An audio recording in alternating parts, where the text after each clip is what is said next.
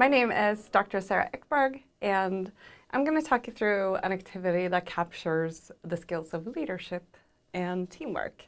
So in this activity, which is an exercise about card sorting, it will push the students in a lot of different ways in terms of thinking how they work with each other and also how they connect with other teams.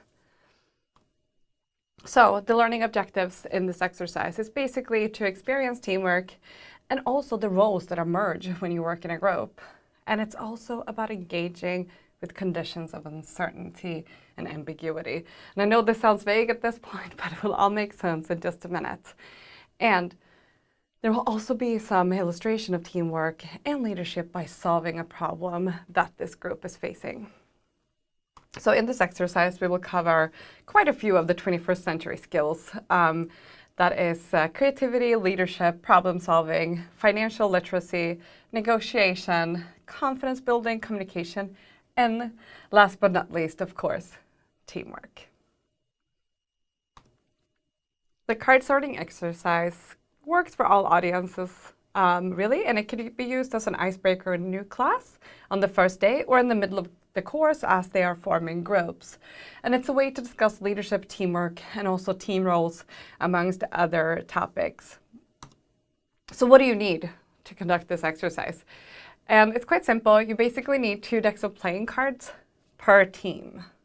You need 1 large room, and it helps. It's not necessary, but it does help if the decks have different colored backing. So that's really recommended as well. So before you start as an instructor, you need to make sure that all decks being used are complete, so that each deck has 52 cards and 13 cards per suit. And remove the jokers because you don't need them for this exercise. And as you prepare for this exercise, what you do, at random, you remove 4 cards from each deck and you put them into a single pile called the mix-up deck. So this results in each deck from step 1 actually having 48 cards, right? And then you take the mix-up deck and you shuffle that, and then you take 4 cards at a time at random and pop them back into the original decks. But this will mean that each deck should have 52 cards again, but not necessarily the 52 cards that they had initially, right? So after that, you shuffle each of the decks and even consider turning some of the cards in each deck upside down. So if decks with 2 different designs are used, ensure that each deck has a card with each of the designs. So for instance, each deck should have some combination of cards with blue and some with red. So separate out 2 decks from each team and combine them into 1 pile and place them in a small box. So that's just the first step of preparing. And as a side note is that you can remove more than 2 cards in each deck. You can remove more than those 4 cards in total if you want, but just keep in mind that the more cards that are removed, the harder it will be for the students to complete this exercise, and you will also need a bit longer time. So once it's actually time to get started, when you've done the preparation of removing some cards, shuffling them, and merging these new shuffled cards back in, we put the students into teams. So we recommend about 4 to 5 students in a team. And once those teams are formed, we ask them to choose a representative. And it's important to use the word representative and not the word leader, as that could bring a bit of a connotation that they should take the lead as well, whereas a representative is a more neutral term. As an instructor, you should also inform each team to send the representative to a designated location at a specific time to receive further instructions. So for example, you can be that all representatives meet outside the classroom in 4 minutes. And that is the beginning. And you will go out there and wait. And at the designated time, you give each of the representatives a box of the playing cards. Each box must then contain 2 of those decks that you prepared already. And you should start on time. And if a representative is late, you will not repeat the instructions. It's their responsibility to be there on time. And once the 4 minutes is up, you will read the following instructions. The purpose of the task at hand is as follows. Your team has 2 separate decks of cards, which I want you to sort into suits and display ace high. So that means ace is facing up and on top of the piles, following by king, queen, all the way down to number 2, which should be at the bottom of each pile, right? So that should be a total of, let's say we have 4 groups, so that should be 16 piles at the end of the activity. You need to tell me that the task is correct and complete when you are finished. So please return to the room and wait until I say so before briefing your team. And the number of total piles should be the 2 times the number of teams, because they each will have 2 decks, right? So how many teams do you have? Just multiply that by 2, and that's the number of piles that you put into this empty slot in the instructions. But then tell them to be quiet and not to start briefing the team until you say so. So I just want to highlight this again. So it is really important that you as an instructor begin reciting the instruction exactly at the designated time. In many cases, 1 or more of those representatives will be late, but you must not repeat it. And if you get a question, you say, I cannot repeat the instructions, good luck. Because this perpetuates the environment of uncertainty that we want to inflict to actually challenge the teams to come together. That means that they will be immersed in this exercise, right? So if someone is late, I cannot repeat, good luck. And then the exercise begins.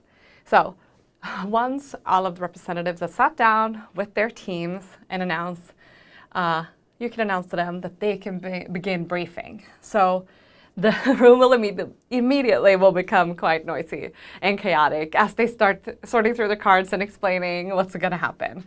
And just make sure that you have enough space, because quite a lot of teams will start to move around to actually spread out so other teams can't hear them. So they want some privacy at times. So just make sure that the room isn't too small, as it could get a bit intense. At some point,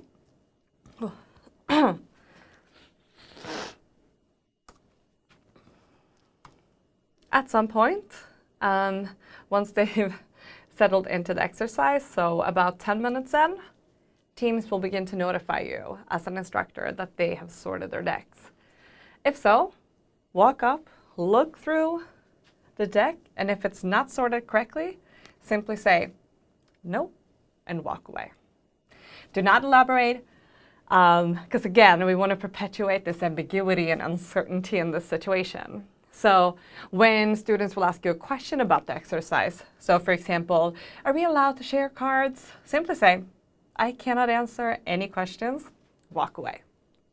We also recommend maintaining a sense of competition. So periodically, every once in a while, you can just say, it's been X amount of minutes, let me know when you're finished, just to keep them on edge a little bit and to make sure that they know that there is a timing pressure of this, because that also adds to the exercise of how they come together as a team. And after a while, you will notice that students will realize that the cards they're missing are in the possession of another team, and that the duplicates that they have are desired by other teams. And eventually students will come to the conclusion or realize that it's not really possible for them to actually sort the cards without interacting with other teams. So the classroom culture can shift at this point from competition more to cooperation. And it is interesting to see how students actually respond to this, and you will probably see a couple of different strategies with it. So quite often we will see students trying to get the cards they need from another team without giving anything in return. They could even try to sell the cards or even set up a marketplace, which is just interesting. And keep track of this and make sure that you use this as a point of discussion at the end of the exercise. And some students will refuse to give away cards, much to the dismay of 1 or more members of their teams, that someone is really holding them back. And we recommend that you let this run for about 20 minutes or until the cards get sorted. But if you feel like they're not making a steady progress, then maybe it's better to cut it short at 20 minutes, but between 20 and 30 minutes is quite common before they reach this end goal of the decks with the ace up on their desks or tables. So what's important is what happens after, right?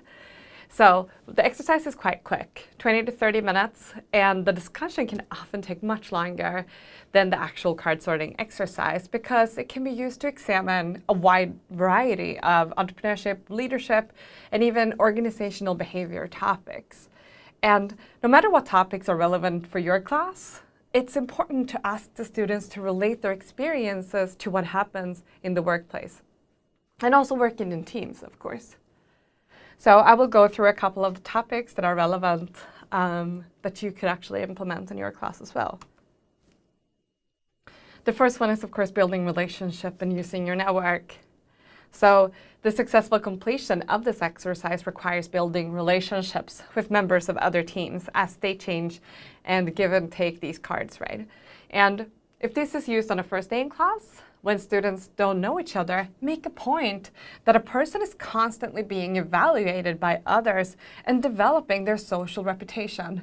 And that impression can actually linger. So if someone is doing quite well, they can really have that impression after the exercise as well. So we have some questions that you could actually prompt for your students as well. So how did you go about getting people from other teams to agree to give or trade cards with you?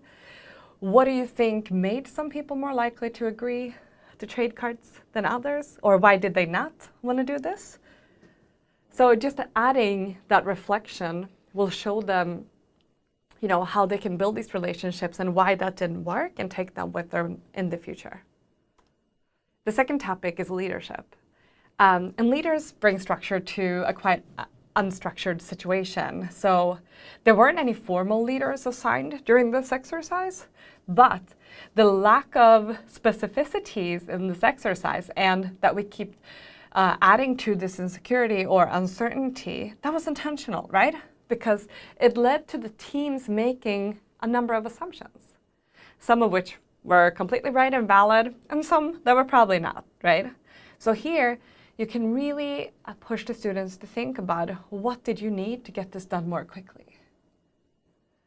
Did the initially selected representative assume the role of the leader? Was there someone else that took that role? What type of leadership did these people or this individual portray? And what worked well, what didn't work well? And that could also reflect on themselves of how they work as a leader or how they work with a leader. So it makes a really good point of informal leaders emerging as well in teams, which happens quite often. Thirdly, opportunity assessment is a topic maybe more relevant for entrepreneurship classes or even classes that have some sort of entrepreneurial facets. So again, by being intentionally vague and not answering questions, we can mimic customer behavior because as an entrepreneur, you don't know everything about a customer. So it's unlikely that customers will just run up and tell the entrepreneur exactly what he or she wants in a product. Rather, entrepreneurs must find ways to understand that behavior without getting them directly. So by observing other teams, what's happening in the room and the instructor, they could actually gather some information and some tips and tricks. So one question that you can prompt to actually cover this is, how did you go about figuring out what the exercise is and how it really worked? And that could be a way for them to actually come up with new ideas on how to solve problems. Another topic could be resource leveraging. So they must obtain cards from other teams, right? So teams must access resources that they don't own or control. So this could be quite important in organizational theory or strategic management. So how did your team go about trying to get the cards that were needed to complete your 2 decks, right? And this could really help bring in that open-mindedness and how you collaborate as well. Last but not least, topic 5 could be team roles. And Research has shown that team members can take on task roles and social and maintenance roles or dysfunctional roles.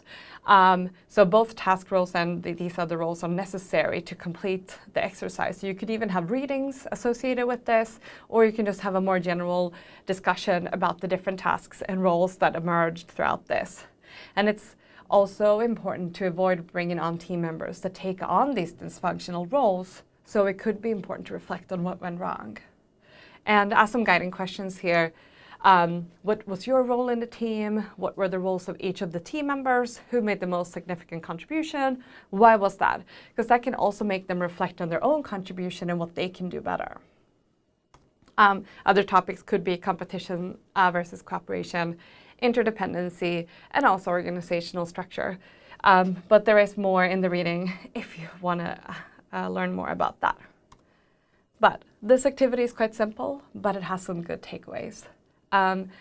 It really puts the students in this environment of uncertainty, being the only choice of action, and when they have to solve this problem with very limited resources. So it pushes them to embrace a lot of these skills that 21st century skills embrace, right? So collaboration is key, but they have to work with their team and other groups. So it is an important learning journey that they go through. And that they have to figure this out by themselves. And then hopefully that they will come together with the importance of working as a group. I hope you enjoyed this exercise and good luck using it in your class. Thank you.